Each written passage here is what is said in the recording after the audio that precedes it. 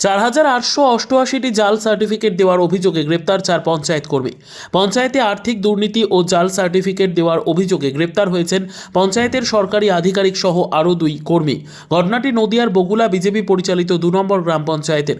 2018 সাল থেকে 2023 সাল পর্যন্ত বগুলা 2 নম্বর গ্রাম পঞ্চায়েত ছিল তৃণমূল কংগ্রেসের দখলে।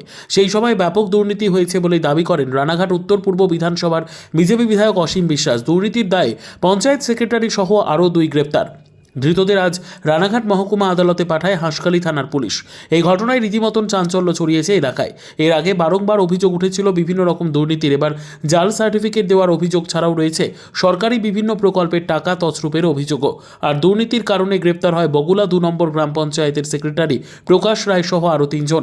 হাঁসখালি থানার পুলিশ দুর্নীতি ও জাল সার্টিফিকেট দেওয়ার অভিযোগে মোট 4 জনকে গ্রেপ্তার করেছে।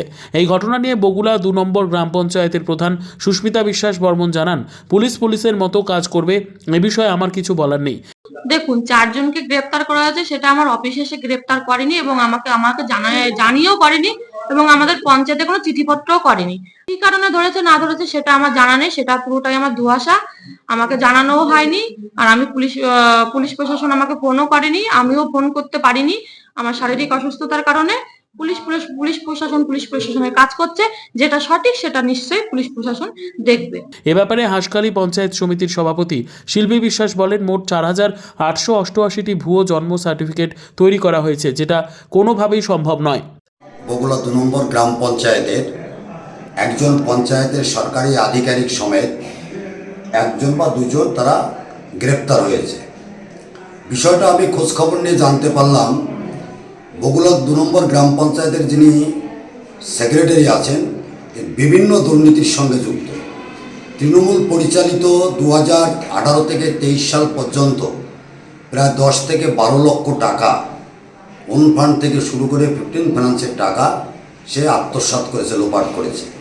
প্রধানের অজ্ঞাতসারে, প্রধানকে না জানিয়ে সে সম্পূর্ণই অনৈতিক কাজটি করেছে। এর সঙ্গে ভারতীয় জনতা পার্টির নির্বাচিত জনপ্রতিনিধিরা কেউ যুক্ত নয়, ভারতীয় জনতা পার্টির দলের কোনো নেতৃত্ব যুক্ত নয়। আমি ব্যক্তিগতভাবে খোঁজখবর নিয়ে দেখলাম, এর সঙ্গে পঞ্চায়েতের যিনি প্রধান এবং অন্যান্য যারা পঞ্চায়েতের জনপ্রতিনিধিরা আছে, সর্বোপরি ভারতীয় জনতা পার্টির কর্মী কার্যকর্তা কেউ এর সঙ্গে যুক্ত নয়। এটা সম্পূর্ণ সচিব অর্থাৎ সেক্রেটারির মাধ্যমে এই কাজটি হয়েছে। যেখানে একটা পঞ্চায়েতের একটা গ্রামে বছরে 3টে থেকে 4টে শিশু জন্মায়, সেক্ষেত্রে এই বিপুল জন্ম সার্টিফিকেট তৈরি হয়েছে তা সম্পূর্ণ জাল। সরকারি নথিতে ছাড়া ব্লক জুড়েও এত শিশু জন্মায়নি। তাহলে কি হাসপাতালের প্রতি মানুষের আস্থা নেই বলে কি বাড়িতে সন্তান জন্ম নিয়েছে? কিন্তু এত বাচ্চাকে নিয়ে আপনারাও বুঝতে পারছেন যে কখনোই এখন আর বাড়িতে অন্তত বগুড়ার মতন জায়গায় জন্মায় হসপিটালে। আপনারা কি চান? আমরা চাই অবিলম্বে এই গ্রাম পঞ্চায়েতে যে দুর্নীতিটা হয়েছে বার্থ সার্টিফিকেটের উপরে ভিত্তি করে, তাতে তার সঙ্গে যারাই জড়িয়ে থাকে, আমি সেখানে বিজেপি তৃণমূল কংগ্রেস এই হিসাবে বলতে চাইছি না, প্রধান সহ যারা এর মধ্যে জড়িত আছে তাদের সকলের সঠিক সাজা হোক, অন্তত এইটা বন্ধ করা হোক, এটা আমরা ভীষণভাবে চাইছি। আসলে আমার কাছে যেটুকু খবর আছে, কারণ সকাল ভোর রাতের বেলায় ঘটনাটা হয়েছে, পঞ্চায়েতের একজন আধিকারিক আছেন আর 3 জন ক্যাজুয়াল, মোটে 4 জনকে আমাদের হাঁসখালি থানার প্রশাসন হয়তো অভিযোগের ভিত্তিতেই তাদেরকে তুলে নিয়েছেন।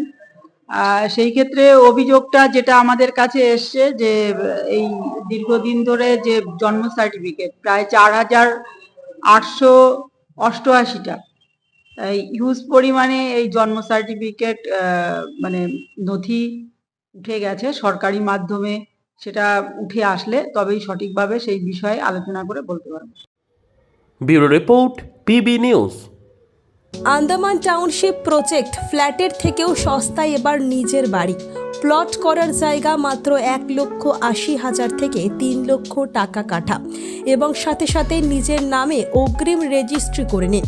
আরও বিশেষ আকর্ষণীয় থাকছে আপনাদের জন্য, রাস্তা থাকছে 12 থেকে 16 ফুট চওড়া।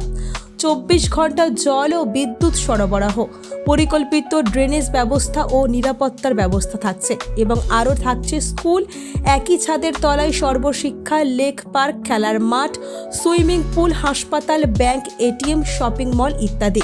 আরও অনেক সুযোগ সুবিধা পাচ্ছেন। ঠিকানা মনে রাখবেন, বর্ধমান রেলওয়ে স্টেশন থেকে কাটোয়া রোড, দেওয়ানদিঘি থানা 500 মিটার, নবদ্বীপ রোড 200 মিটার। তবে আর দেরি কেন, আজই চলে আসুন। যোগাযোগ নম্বর 8918277795, এছাড়াও 7547903108।